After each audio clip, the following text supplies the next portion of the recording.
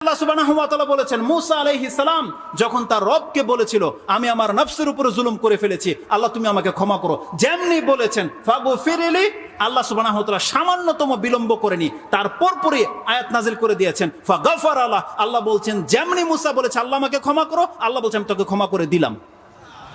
সাথে সাথে আল্লাহ সুবহানাহু ওয়া তাআলা ক্ষমাশীল, আল্লাহ সুবহানাহু ওয়া তাআলা দয়াবান, আল্লাহ সুবহানাহু ওয়া তাআলা চাইলেই ক্ষমা করে। এগুলো বলার পেছনে মূল মেসেজ যেটা আমি আপনাকে এখন বলি সেটা কি জানেন? আপনি জানলেন আল্লাহ সুবহানাহু ওয়া তাআলা ক্ষমাশীল, আপনি জানলেন আল্লাহ সুবহানাহু ওয়া তাআলা দয়াবান, কিন্তু এই যে আজকের রেজাল্টটা দেখেন, আজকে সারাদিন আমাদের দ্বারা পাপ হয়েছে।